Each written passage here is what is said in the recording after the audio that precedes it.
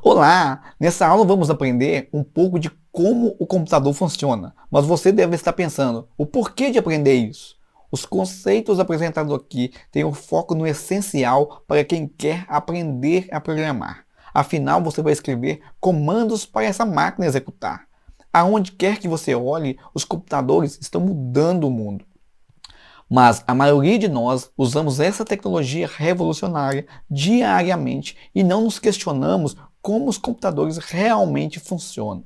Para mostrar como o computador realmente funciona, vou apresentar para vocês agora 11 conceitos que envolvem o computador, começando com o que faz de um computador um computador. O computador é uma máquina que realiza tarefas pré-estabelecidas pelo homem. A máquina por si só não faz nada. É necessário que lhe seja passada instruções para seu funcionamento e trabalho.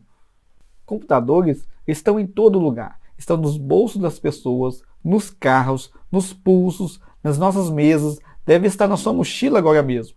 Mas o que faz de computador um computador? Como humanos, estamos sempre construindo ferramentas para nos ajudar a resolver problemas. Ferramentas como um carrinho de mão, um martelo, uma prensa móvel, um trator reboque. Essas invenções nos ajudaram com o trabalho manual. Com o tempo, as pessoas começaram a imaginar se uma máquina poderia ser desenhada e construída para nos ajudar no trabalho intelectual que fazemos, como resolver equações ou rastrear as estrelas no céu. Em vez de mover ou manipular coisas físicas como poeira e pedras, essas máquinas precisariam ser desenhadas para manipular informação. Enquanto pioneiros da ciência da computação exploravam como desenhar uma máquina pensante, eles perceberam que ela deveria realizar 4 tarefas diferentes.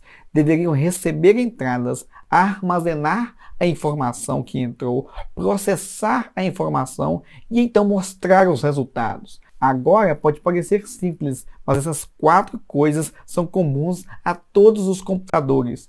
É isso que faz de um computador um computador. Os primeiros computadores foram fabricados em madeira e metal, com alavancas mecânicas e engrenagens. No século XX, porém, os computadores começaram a usar componentes elétricos. Esses primeiros computadores eram bem grandes e bem lentos, como você vê na imagem ao lado. Um computador do tamanho de uma sala podia levar horas apenas para resolver um simples problema matemático. Os computadores começaram com calculadoras básicas e já eram realmente incríveis naquele tempo. Eles estavam apenas manipulando números naquela época, mas agora podemos usá-lo para conversarmos, para jogar jogos, controlar robôs e fazer qualquer loucura que você possa imaginar. Computadores modernos não se parecem nada com aquelas velhas máquinas frágeis, mas ainda assim fazem as mesmas 4 coisas. Elas recebem informação, armazenam-na como dados, processam e apresentam os resultados. Para entendermos o funcionamento do computador, vamos tomar como exemplo a criação de um memorando em um editor de texto. Como executamos essa tarefa? Primeiro, digitamos pelo teclado, isso é entrada de dados. As informações do memorando no editor de texto, como por exemplo o Word da Microsoft, na medida que você vai inserindo as informações, o computador vai processando-as, de acordo com a formatação escolhida por você, dando ao memorando uma aparência mais profissional. Por fim, você irá enviá-lo para outras pessoas, então vai imprimi-lo. Aí já é a saída de dados. Vamos detalhar melhor a seguir as 4 tarefas básicas do computador. Primeiro, nós iremos falar sobre a entrada. É a minha favorita, pois é a entrada que faz com que o computador faça algo. Você pode dizer aos computadores o que fazer usando o teclado, pode dizer o que fazer usando o mouse, a câmera ou o microfone. E se estiver usando o computador no seu pulso, ele pode ouvir as batidas do seu coração. Ou no seu carro, ele pode estar ouvindo o que o carro está fazendo. E a tela sensível ao toque pode sentir seu dedo e tomar como entrada o que quer que você esteja fazendo. Todos esses diferentes tipos de entrada dão ao computador informação que é armazenada na memória. Falando em memória, nós temos 2 tipos de memória, a memória RAM e a memória ROM. Iremos falar primeiramente sobre a memória RAM. A memória RAM, Random Access Memory, ou memória de acesso aleatório, trabalha em conjunto com o processador para executar as tarefas mais rapidamente. Se toda vez que você executasse um comando para a formatação do memorando do nosso exemplo, o sistema precisasse solicitar informação no disco rígido, o processamento ficaria muito lento. Você já reparou que quando você salva um arquivo, o processo demora um pouco? Para isso, existe a memória RAM, que torna a solicitação mais rápida devido ao processo de gravação em memória. Mas isso não exclui a tarefa de salvar seu trabalho no disco rígido, pois a memória RAM é volátil, isto é, quando desligamos o computador, as informações são apagadas. A memória ROM, Read Only Memory, ou memória somente leitura, tem um papel importante no carregamento do sistema operacional. Todas as configurações de carregamento inicial estão gravadas nela. Nessa memória, as informações são mantidas, pois existe uma bateria que fornece energia para alimentá-la. Veremos mais adiante o que é um sistema operacional. O processamento das informações é realizado pela CPU, Central Processing Unit, ou Unidade Central de Processamento. É aqui que são realizadas as tarefas enviadas pelo usuário e as tarefas para o perfeito funcionamento do sistema. O processador do computador pega a informação da memória e a manipula ou a muda usando um algoritmo, que é uma série de comandos. E então ele manda a informação para ser armazenada na memória novamente. Isso continua até que a informação processada esteja pronta para ser apresentada. Como o computador apresenta a informação, depende de como o computador foi desenhado. Um computador pode mostrar texto, fotos, vídeos, jogos interativos ou até mesmo realidade virtual. A saída de um computador pode até mesmo incluir sinais que controlam o robô. E quando os computadores estão conectados à internet, o computador se torna a entrada de outro e vice-versa. Os computadores que usamos hoje são bem diferentes daquelas primeiras máquinas pensantes. E quem sabe como os computadores de amanhã aparecerão? Minha esperança é que você consiga ajudar a decidir o que você quer que os computadores de amanhã se pareçam. Mas, entre todos os computadores, independentemente dos diferentes tipos de tecnologia que utilizam, eles sempre estão fazendo as mesmas 4 coisas. Eles recebem informação, armazenam-na como dados, processam e então apresentam os resultados. Outro conceito importante é a unidade de medida do computador. Quando se faz algo no computador, trabalha-se com arquivos que podem ser guardados para uso posterior. Evidentemente, quando se armazena algo, isso ocupa um certo espaço de armazenamento. Assim como a água é medida em litros ou o açúcar é medido em quilos, os dados de um computador são medidos em bits e bytes. O bit é a menor parte de informação que um computador pode armazenar. Ele é definido por 0, ausência de pulso elétrico, e 1, presença de pulso elétrico. O computador não interpreta os caracteres conforme nós interpretamos. Para ele, existe apenas 2 situações possíveis: sim ou não, verdadeiro ou falso, 0 ou 1. Ele só entende a presença de pulso elétrico, 1, e a falta dele, 0. Vamos falar agora sobre o byte. O byte é o conjunto de 8 bits, que combinado forma um caractere, uma letra, um número, um símbolo ou um acento. Para conseguirmos gravar um caractere, precisamos de um conjunto de 8 bits. Por exemplo, quando digitamos a letra A, o sistema envia um conjunto de 8 zeros e 1s para representar essa informação, que seria 01000001. Não se preocupe, isso é apenas a título de conhecimento. Para aplicação prática, na programação, não desenvolvemos em zeros e uns. Existe software específico para fazer essa conversão.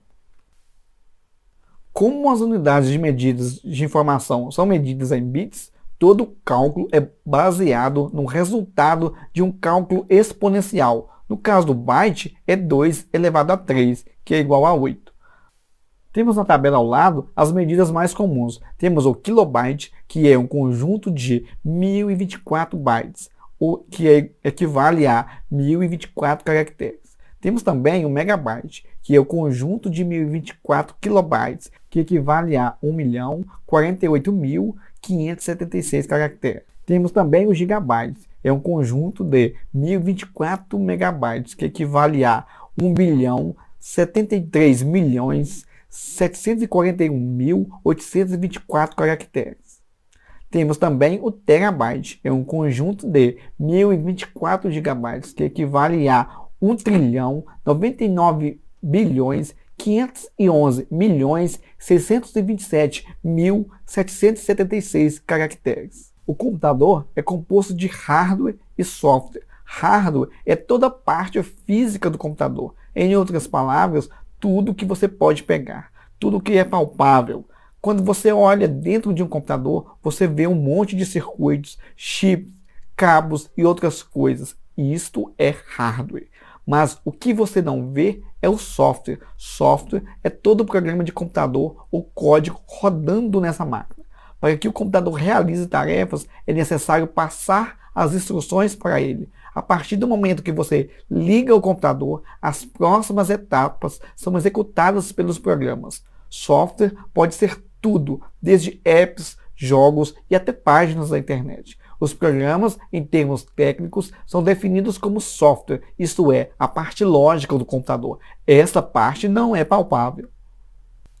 O sistema operacional de um computador é o programa master, é quem gerencia como o software usa o hardware do computador. Por exemplo, o sistema operacional Windows roda na maioria dos computadores pessoais. O sistema operacional é um programa com habilidades especiais que o deixa controlar outros softwares do computador.